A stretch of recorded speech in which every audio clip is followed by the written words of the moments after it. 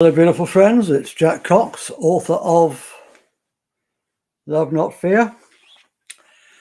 And welcome to episode 23 of the Love Not Fear podcast.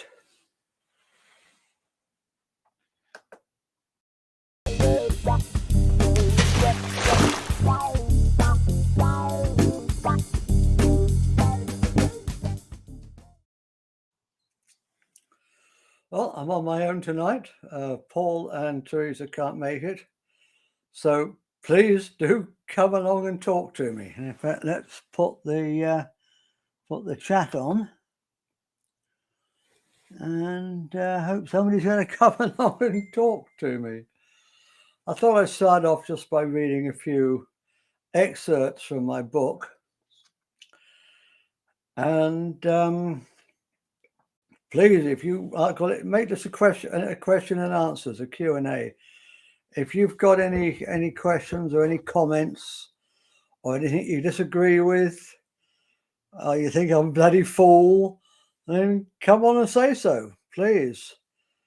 And if you're connected to me on WhatsApp or Messenger, then we can actually have a voice call with you. That would be great. Have a phone in.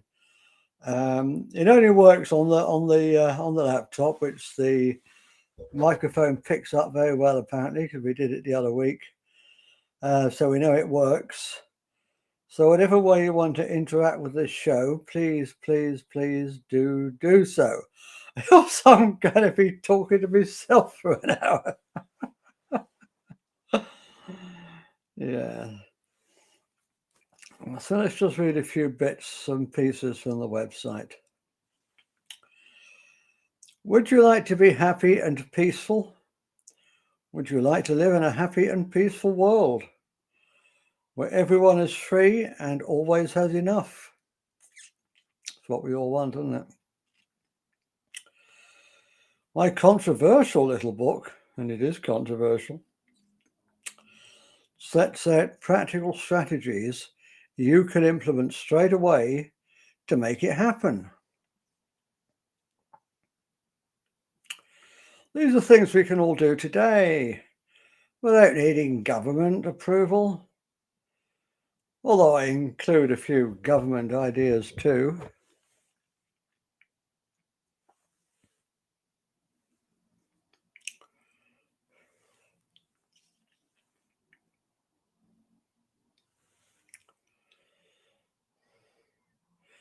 Let's feed the community. How will we cope when the legacy money-based economy collapses? Or if people are excluded from it because of their medical choices? And I wrote all this a long time ago, but it's all to do with the idea of Chinese social credit system, which we're seeing now, aren't we? We're seeing it in Canada now. People have had their bank accounts frozen just for supporting the truckers. Total fascism, but there you go. Sooner or later, we're going to have to start our own alternative economy based around a network of community gardens.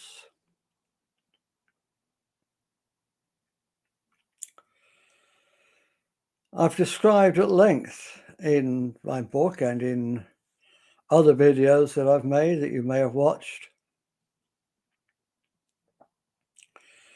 how we can all serve one and other on an informal basis, without any money, without anybody keeping score, without any winners or losers, because that's all money is for, finding out who's winning and who's losing. Money is a mechanism for keeping score, so we can have winners and losers. so as to perpetuate the fear they use to control us. And yes, it has to be informal. Nobody in charge, nobody keeping score. This isn't communism. I'm not talking about a centrally planned economy. I'm talking about a laissez-faire economy, but without money, where we all have private wealth, but where we're generous with it. Our top needs are food and shelter. Most of us already have our shelter needs met. Of course, we want all our needs met, and my free gift economy will guarantee that. But let's look at food first. If you can, grow your own food. If you've got enough land, become self-sufficient in food. If you've got a little bit more land, grow a surplus of food to give away. Not to barter, to give away free. And don't ask anyone to pay you back, ask them to pay it forward by helping somebody else. Let's feed our communities. Community gardens, as the name implies, are places where people come together to grow food communally, to feed the community. If there isn't one near you, why not get together with a group of friends or neighbours and create one? I'm just in the process now of creating one here in Stafford with some friends. And I talk an awful lot on my videos about another really, really good one down in Glastonbury, run by my good friend Juliet Yarberton. I'll put all the links below.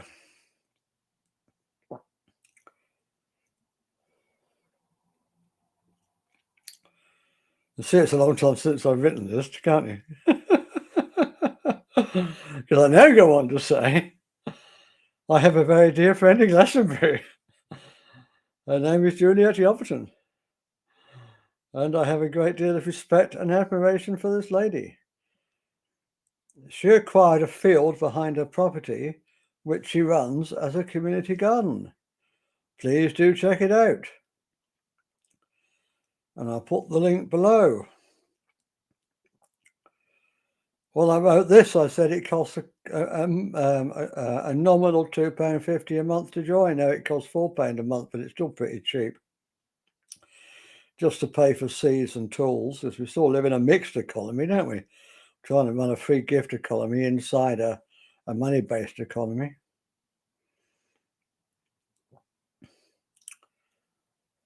And every time you come and work, you can take food away. Good, healthy, organic food. So if you live anywhere near Glastonbury, please do support this wonderful community project. If you don't live close to Glastonbury, you might want to take a look at what Juliet is doing and do something similar where you live. If you live anywhere near Stafford, come and get involved with what we're doing.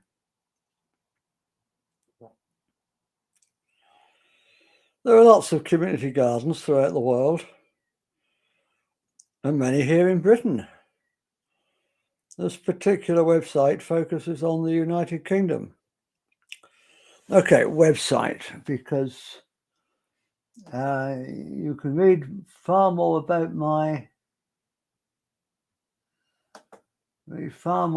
all this on my website, lovenotfear.uk.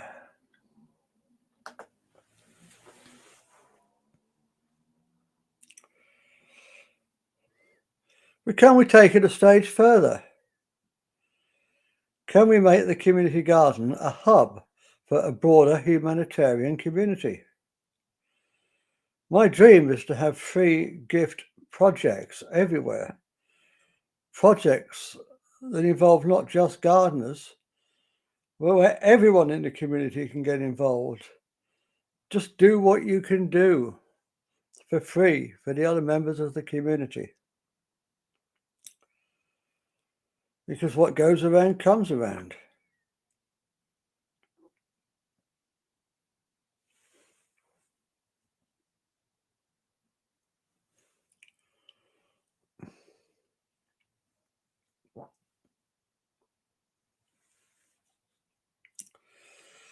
So what are the advantages of having a free gift economy?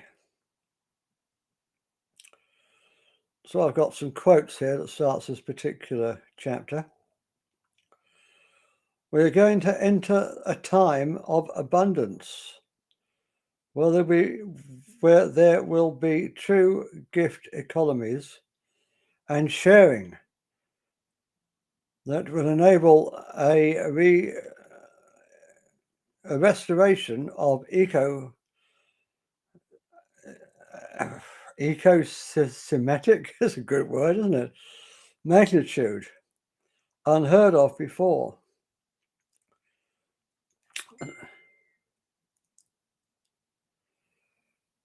So I think that we're in very exciting times. And it's not for us to wait for this to happen. This is for each one of us to step up and do now. And take self-responsibility for each one of us to become a radiant, loving being. For each one of us to step up to fulfill our roles of being a human on this earth now and act as part of this living biocirculatory of this living matrix we call Earth. Dan Schreiber. Bear with me just a second, please. Just bear with me just a second.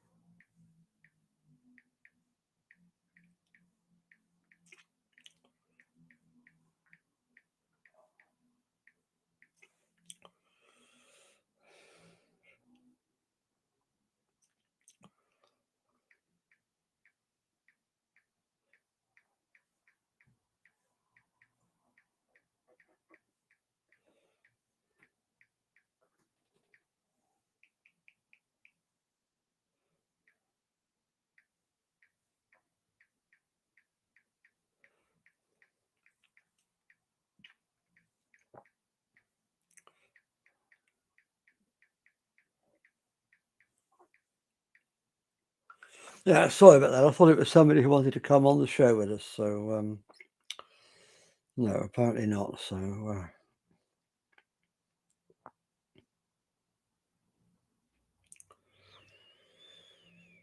So apologies for that. Right, the next quote from Charles Essenstein. In a gift culture, the more generous you are, the more wealthy you are. Because if you give generously, then if you have a need, everyone's going to want to take care of you and give you what you need. And then there's one from Michael Tellinger. We've got to find something new, and something completely new means moving away from a money-based society. All the ancient cultures have a form of Ubuntu, which is what he calls it, Ubuntu. It's an African word. of a form of Ubuntu, communities that work as a unified community of individuals for the greater benefit of all the people in that community. And for that, you don't need money. No money, no barter, no trade, no value attached to anything, where everyone contributes their God-given talents and acquires skills to the greater benefit of their community.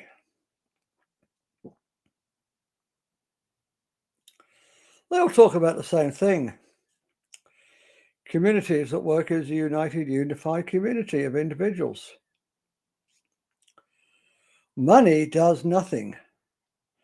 People do everything. People plot. People build the rockets. People solve the mathematical equations. People have the capacity for infinite love, which is something I talk about a lot. Money does nothing. All that money does is create the obstacles and the hurdles for people. From attaining the food and the technology and the infinite love. Money gets in the way of everything. It is the absolute tool of control and the obstacle to progress. The sooner we realize it, the sooner we can get ourselves out of this money matrix. So the only way to get over this is to get rid of money. There can be no other way. And that is the way that I suggest as a brand new way for the future. Not just a repetition of the same old mistakes. A complete moneyless society. I call it contributionism. Michael Tellinger, and I call it an informal free gift economy.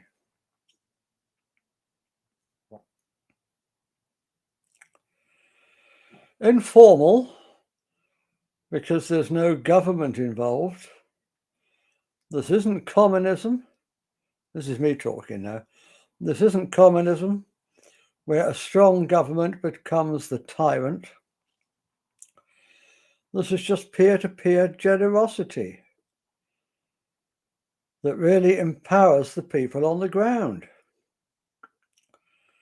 Free gift because we give generously without counting the cost and without asking for any reward. Don't pay me back, pay it forward. What goes around comes around. I'm talking about a society where people gain recognition, not from how much they take out of society, big house, fast car,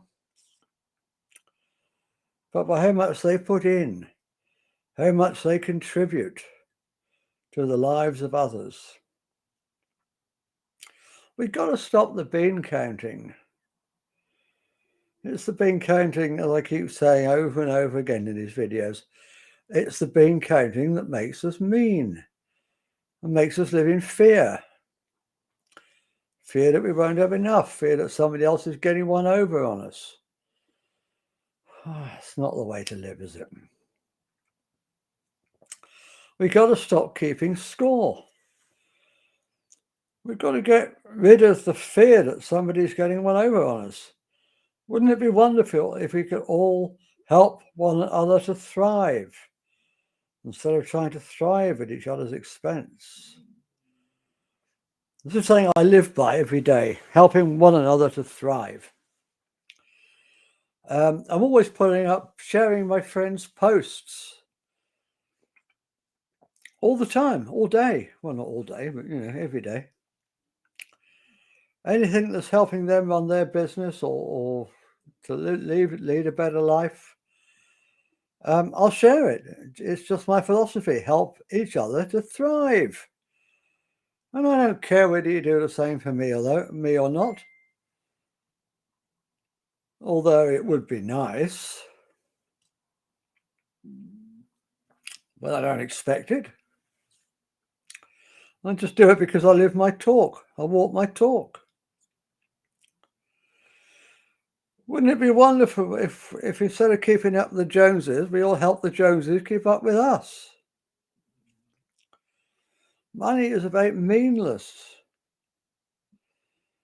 It's really just a way of saying, I will only give you this if you give me that.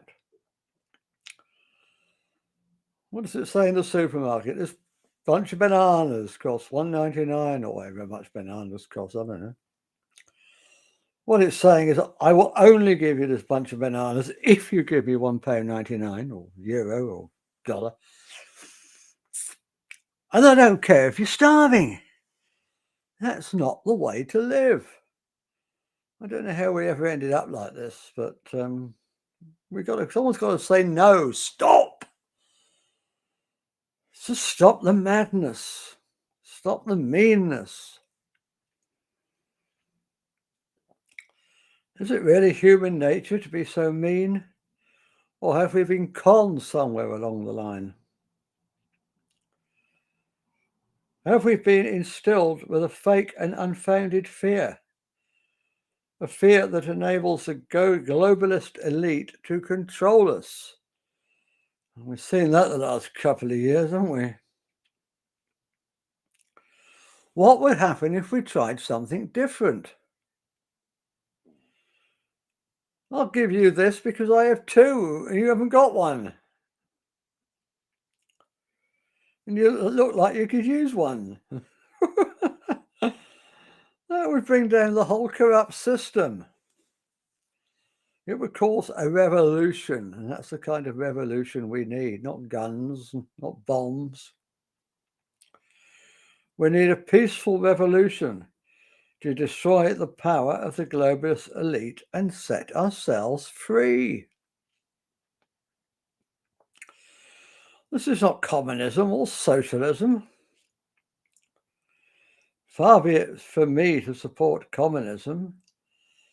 I consider communism to be an evil system. Having said that, I love the Communist Manifesto. For each according to his ability, to each according to his need. That's beautiful. It's simply another way of saying that we are all our brother's keepers. It's just a communist implementation of this beautiful idea, which is ugly.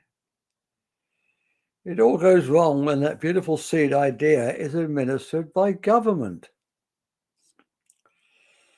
Politics is corrupting, and all governments, by their very nature, become corrupt. But if we lived in an informal free gift economy, with no money, nobody keeping score, with everybody doing what they could for each other, and taking what was offered by others, we live in paradise.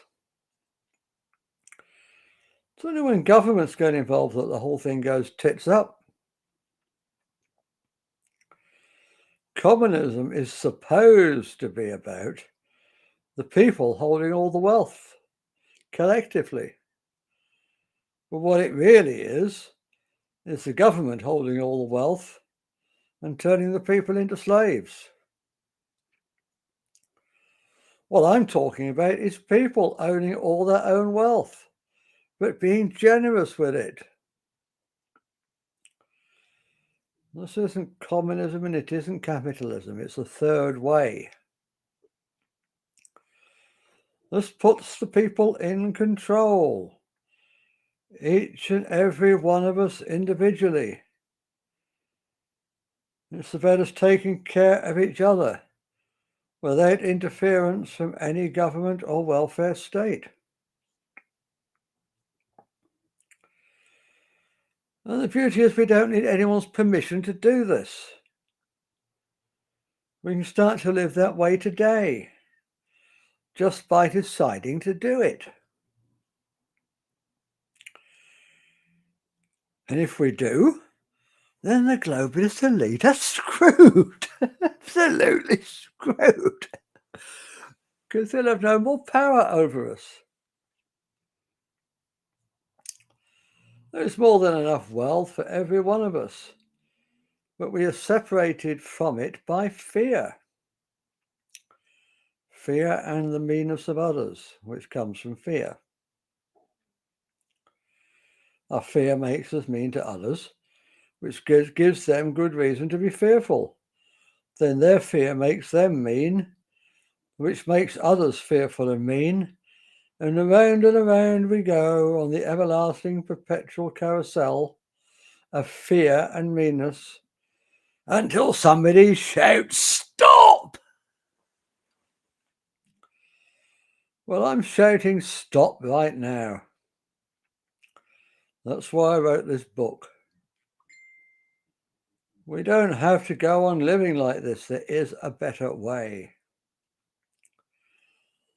It's these sorts of common sense ideas, green, local, ecological, decentralized, power to the people ideas, that should be being pushed by the Green Party.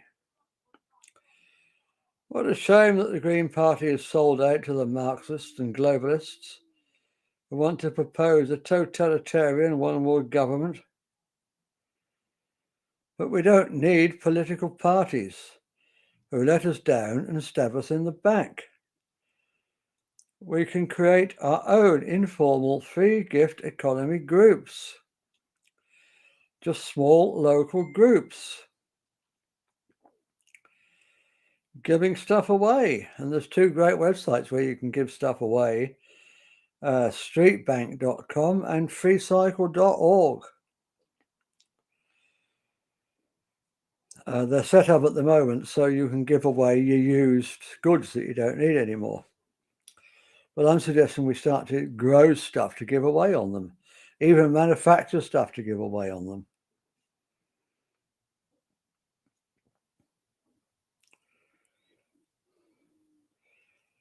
Looking after our neighbours and our friends. And over time, the different groups can grow together.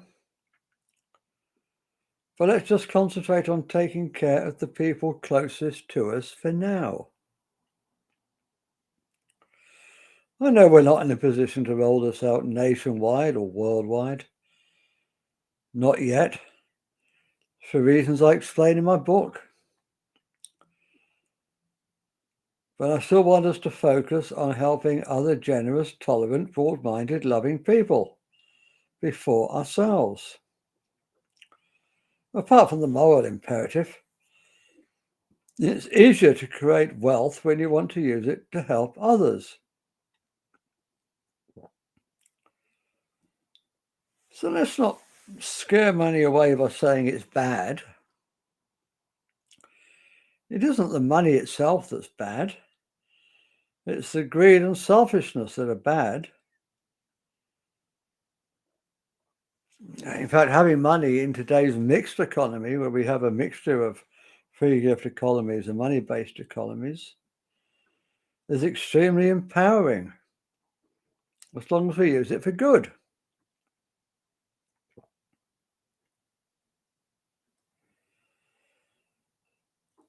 So let's take a look at some of the other things. Yeah, right, okay.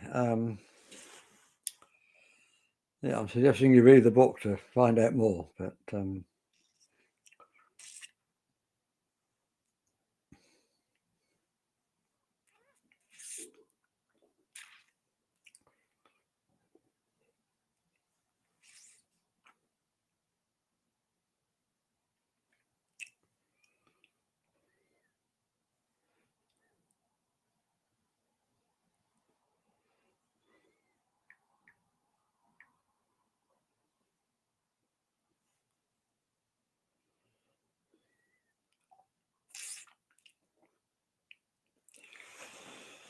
the age of Aquarius,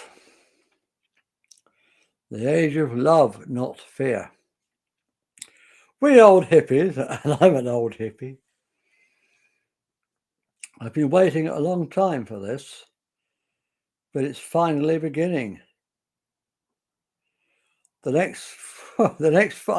this 4 years ago. And what did I write? The next 4 years should be extremely interesting. Haven't they been interesting? Haven't they been interesting? So I said the winter solstice 2020, well, ushering a new beginning, the beginning of a new age, and we're seeing it. There's still a lot of turbulence as the old age dies away, a lot of turbulence. And the old order isn't going to go down without a fight, but we're seeing it happening. The Great Awakening, we're seeing it happening. People are starting to see through the BS. On that date, Saturn and Jupiter will be aligning in the sign of Aquarius. And so it begins. But the benefits to us here on Earth may take a few more years to be fully felt. Don't expect it to be smooth sailing. The old top-down authoritative order will put up a fight, and haven't they just? Don't worry. This is the age of love and light.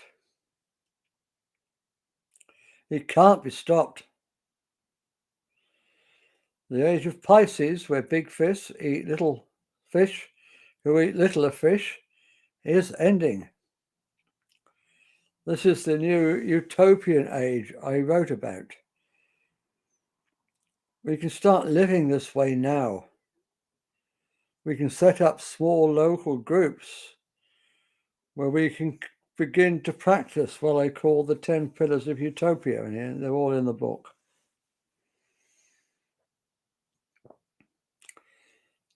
And I just want to say quickly that you don't have to buy the book. You can get a free download off of this website here. This website here. Yeah.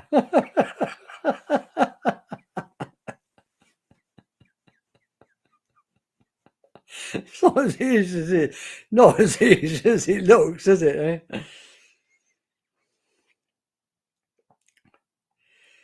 Then when the old order collapses, we will be in a strong position to light the path for others. Come on, my beautiful brothers and sisters, we can do this. The meek, the gentle, the generous, the tolerant people shall inherit the earth. And it will happen very soon. It's already begun.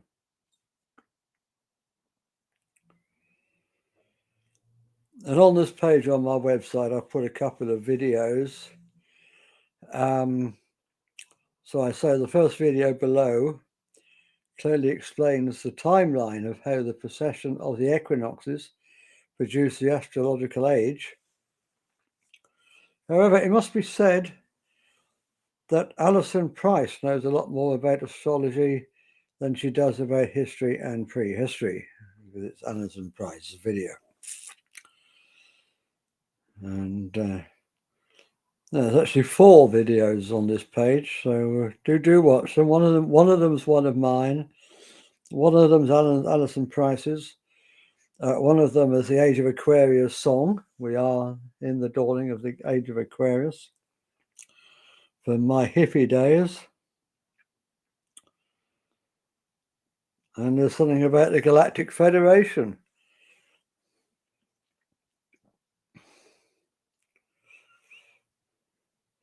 So do come onto the website here and take a look. It's all free.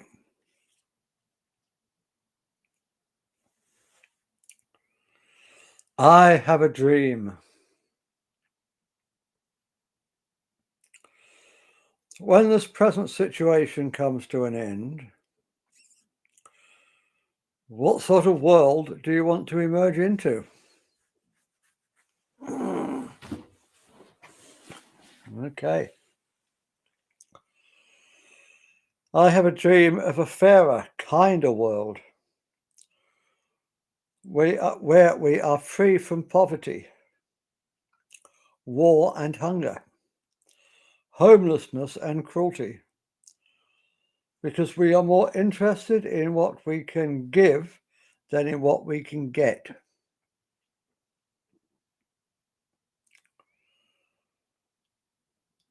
Where there is no more money and no more war, because everybody loves and respects everybody else. And that means respecting each other's borders and other people's cultures. What's the point of a border, a national border? So many people are saying tear them down. If we tear them down, then we'd have a one world totalitarian government overnight. Cultures also, borders are so people with a similar culture can live together in harmony. And I go much more into that in the book. I talk about immigration. I talk about how everybody should be free to move wherever they want, as long as they love that place. And if you don't like the word country, just use the word place. Provided they love that place just the way it is and don't try and change it, and they respect the people that were in that place before them. Where we no longer invade each other's nations to depose their leaders and impose Rothschild-owned central banks upon them.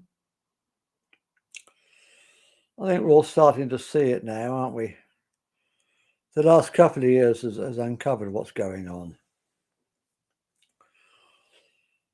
America and NATO, we don't go around invading other people's countries to impose democracy on them.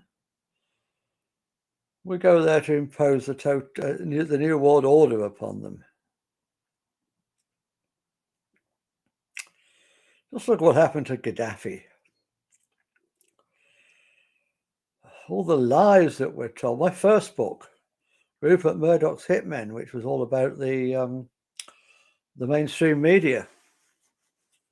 It wasn't just about the Murdoch media, it was about all the mainstream media. And how they all get together with the big pharma, the military-industrial complex, the police, the courts, governments, in order to ensnare us in their web of lies.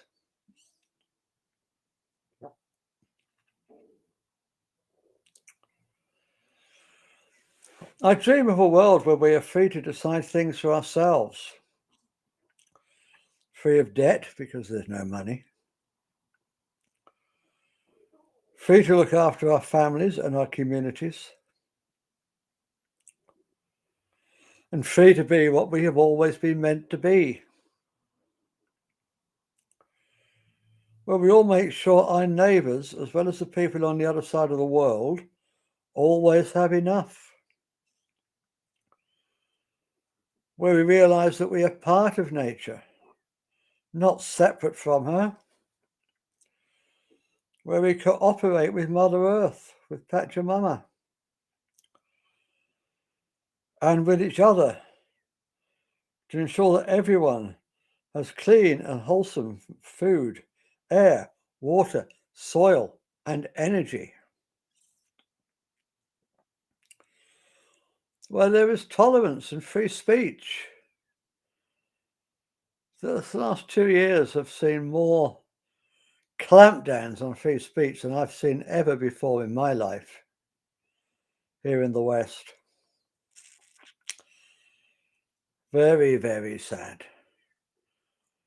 But it didn't just start 2 years ago. I've been talking about free speech for decades. Tony Blair brought in this crazy concept of political correctness, and it's just been the thin end of the wedge ever since, hasn't it?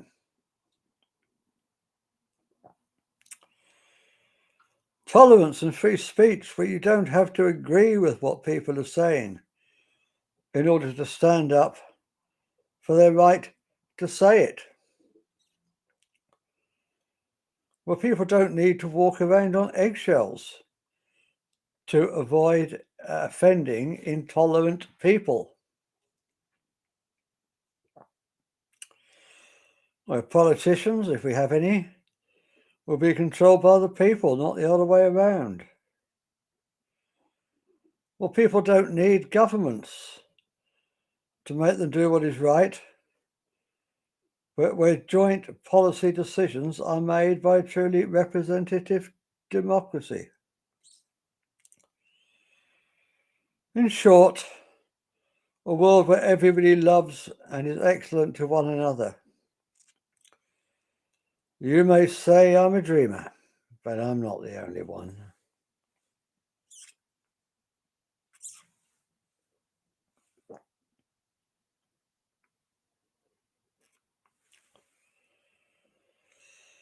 Alas, this world is broken. Everything about it is broken. The very basis of our society and of our economic system is broken. The trouble is that it's all been broken for so long that everyone thinks it's normal. I do wonder what a visitor from another planet would make of us. I know what I make of us, and it's not polite.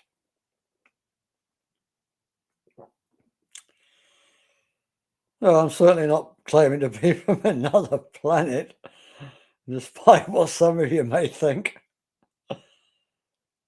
But I can see a better, more loving way forward.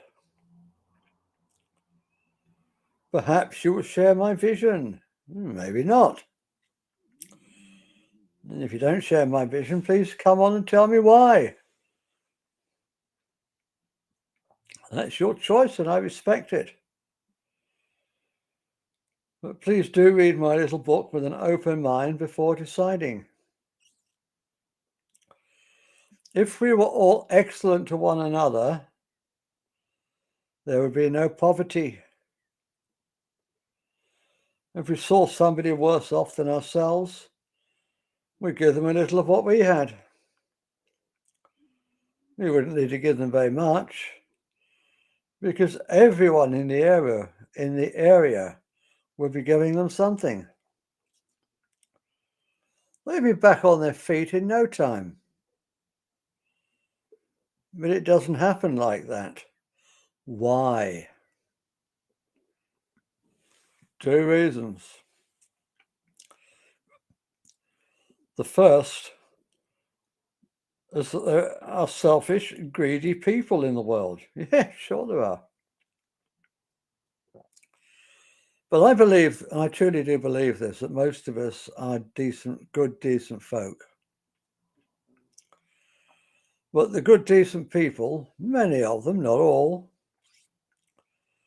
most of the time, ignore the poverty and suffering of others. Why? There must be a second cause. So what is it? I believe it's fear, which is why I call my book Love, Not Fear.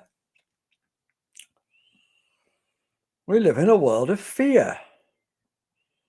Mostly fear of poverty and debt. We fear we may lose our job or our business, that we will no longer be able to service our credit card debt or our mortgage.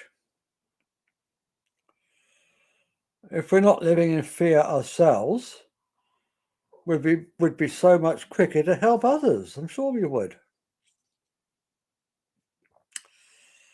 They are a worn-out paradigm of our old worn-out culture of fear. Is if we did all help one another, we would be confident that others would help us too. And then there'd be no more fear. And being free of fear, we'd be free to help each other. So the remedy to the problem lies in our own hands. Each and every one of us can start today to help others more. The rich globalist elite thrive on our fear.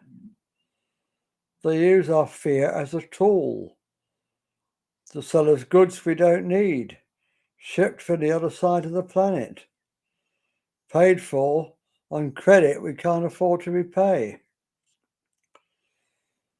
They use fear to make us vote at election time for dishonest politicians who are more part of the problem than of the solution.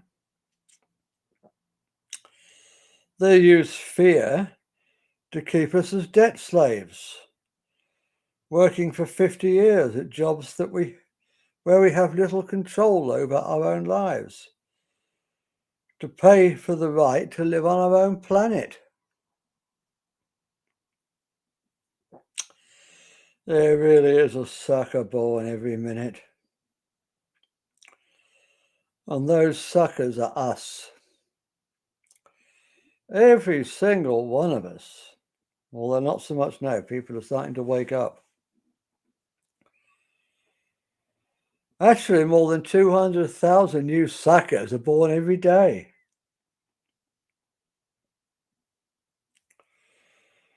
That's the net figure. 360,000 babies are born every day and 151,060 people die. 200,000 more debt slaves for the rich globalist elite.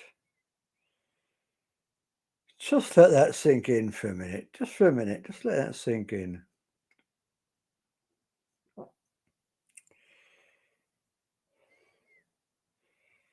If we really loved all the new babies that were coming into the world,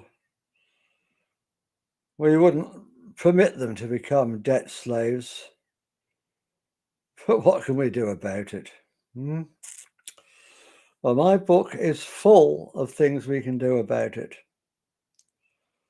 And like I say, you don't have to buy a copy. You can get a free download from this from this website. Okay, I'll get that right in a minute.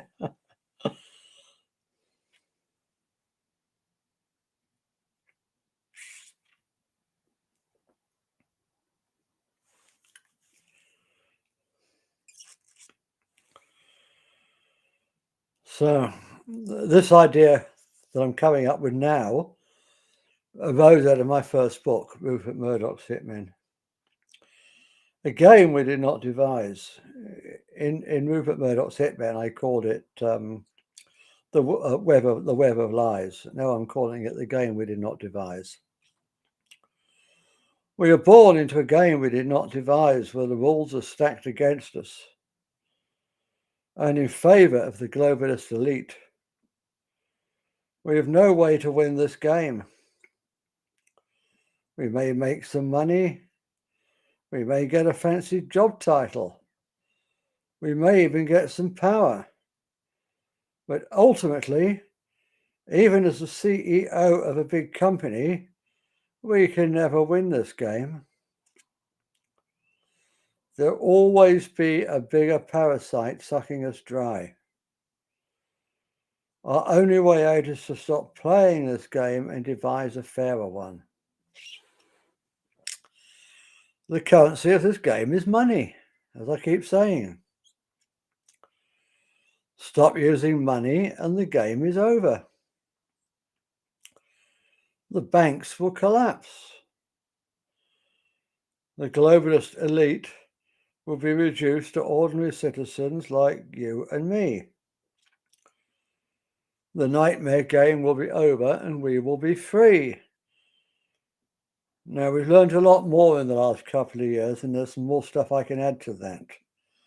The World Economic Forum, Klaus Schwab, represent the 1,000 biggest corporations in the world. And those 1,000 biggest corporations control all the high street names, all the household names that we're familiar with. So it's not just the banks we have to starve out. It's the World Economic Forum and all the multinational corporations. And we starve them out by just stop using them. Don't get your coffee at Starbucks or Costa Coffee.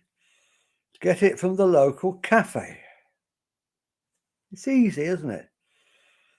Don't get your morning sandwich from Greg's. Get it from your local cafe. What the Americans would call a mom and pop, I don't know what they, mom and pop business, yeah? Just little family businesses. That's the way we take down the elite. We will be free to devise a new game based on freely giving and freely receiving, on helping each other to thrive, on freedom and independence, and on love and cooperation. A really true loving utopia. I've actually got some visitors. Abigail. Hi, Abigail. Lovely to have you here, Abigail. What do you think of what I've been saying, Abigail? Do feel free to interact. Do feel free to interact. Tell me if you think I'm talking nonsense. Or if you've got any questions, please feel free to answer. Feel free to answer them. It is my true belief that the thing that makes people mean, intolerant, and aggressive is fear. Fear of poverty, fear of attack by individuals, terrorists, or foreign powers, fear of death, or the even greater fear of living a meaningless life. We feel threatened, so we threaten and attack others. There's a well-known saying that hurt people hurt people. Well, let's add to that that threatened people threaten people, and invaded people invade people. We invade other people's countries and then wonder why their terrorists attack us. We're mean to our workers, then blame them for going on strike. Hang on, what's happening here?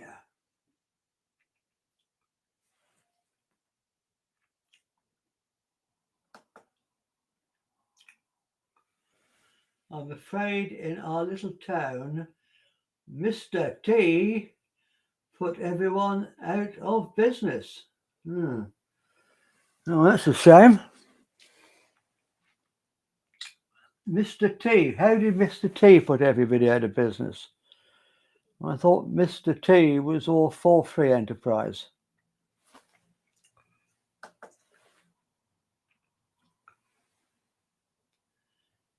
You're talking the truth, Jack, and we have allowed to be swayed by big business, thinking it's supposed to be good when it's not. Yeah, absolutely. Absolutely. They've got a brilliant marketing strategy, haven't they? And most people have fallen for it.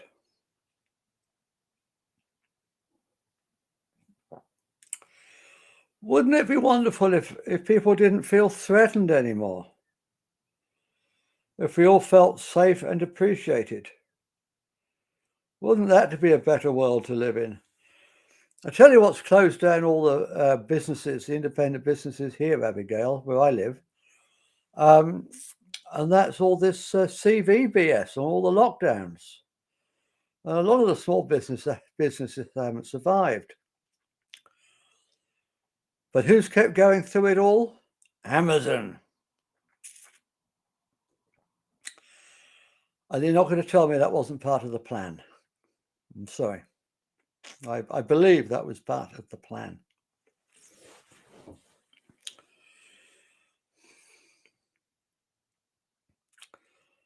People are even getting their food from Amazon now.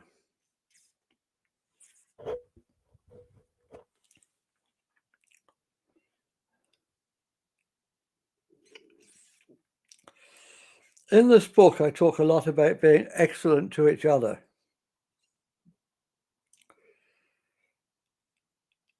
And I talk about other people. But I really don't believe there are any other people to complain about or to be excellent to. Now, let me just explain that, because this is probably one of the most controversial things I say. And I had a long discussion with a good friend of mine about it the other day, who sees it quite slightly differently, and that's fine. You've probably heard it said that we are all one.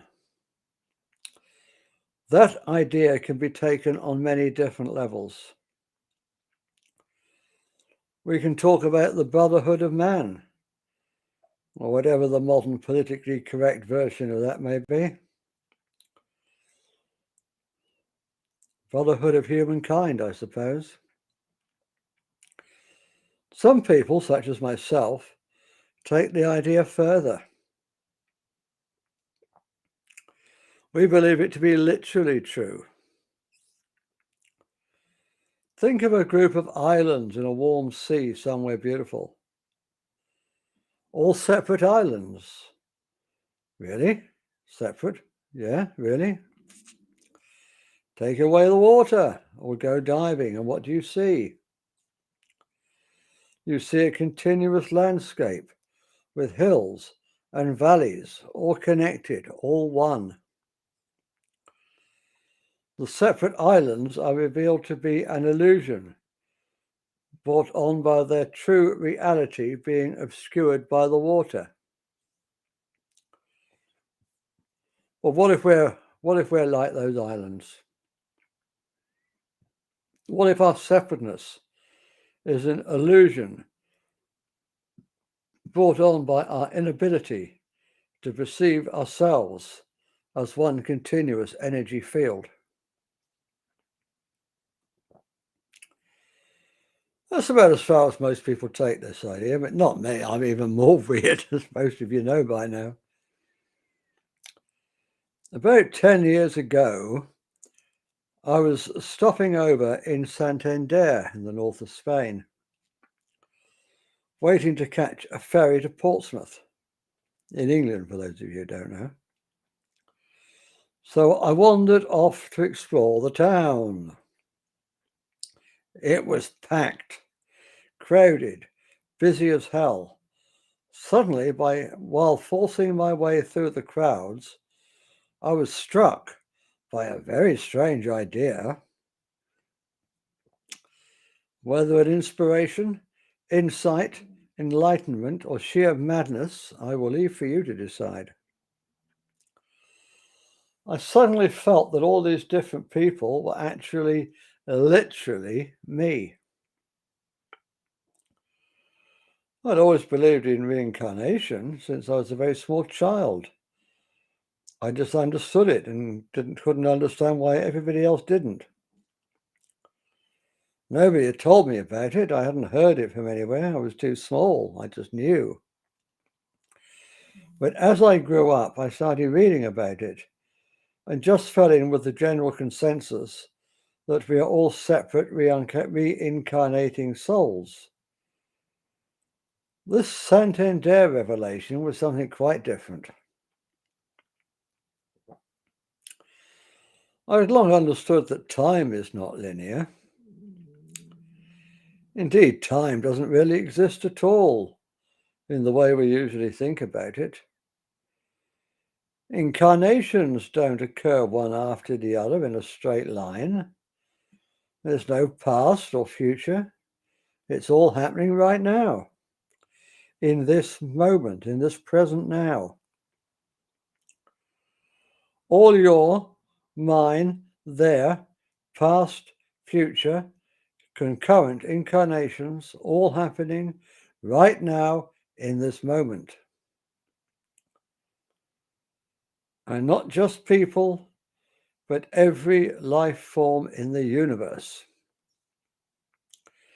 So if you can accept that, it's not a huge leap to accept that we are all just different incarnations of the same soul, different expressions of the same, different expressions of the one soul, source, God, or whatever term you like to use. Call it what you will. I call it universal love. We are all part of universal love, just as universal love is part of us. We can never be separated from universal love, except insofar as our belief in that separation makes it true for us. We are all God, pretending to be you and me and him and her and Ethel on the counter. We are the universe experiencing itself.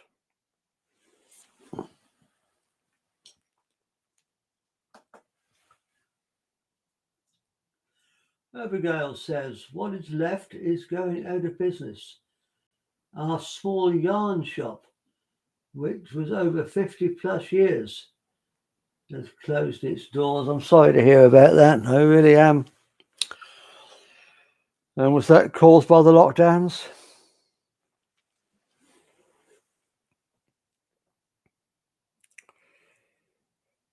I certainly don't want to offend anybody's religious sensibilities.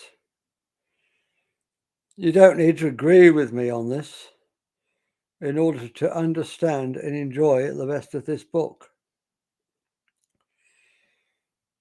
But if you do want to run with it, it will certainly help you to never harm anyone or anything ever again. If the person in your face really is you, experiencing another incarnation, how can you hate or want to harm yourself? So when I encourage you to be excellent to each other, I'm really asking you to be excellent to all the different versions of you. If someone is behaving badly, it's only because they don't yet understand what you understand. What is annoying you is really another version of you who does not yet know the things that you have learned. Or maybe just a reflection of something you need to work on in your present incarnation. And please look at my video on triggering. So don't fight him or her. Help that other version of you to reach the understanding you have reached. You may well see things other people, other versions of you don't see yet. Be kind to them anyway. You may well see things that I don't see yet. Be kind to me anyway. And if you look up that page on the website, you'll see there's a Laurie Ladd video embedded in it, which talks about the same kinds of things.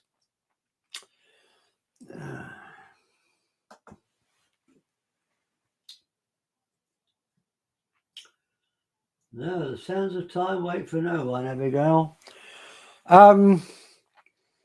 So thank you for coming, Abigail.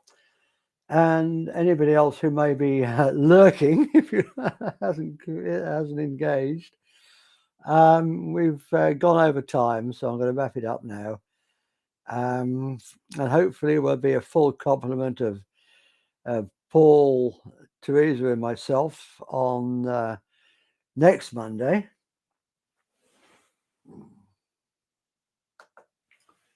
We've got another comment from Abigail. What is left is going out of business. No, we've done that one. Sorry.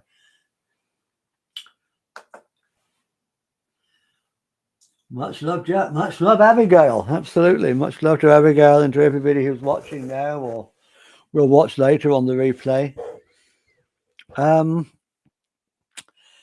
Yeah, hopefully the three of us will be back next Monday. This Friday, because now I also do a Friday show called Co-Creating the New Earth Together, same time, same channel, every Friday. And I'm actually interviewing Teresa Fox, who normally comes on this show with me, on Friday about her experiences of home education. So please do come on to that. That should be great. And again, please have lots and lots of questions for Teresa. She'll be glad to answer them. And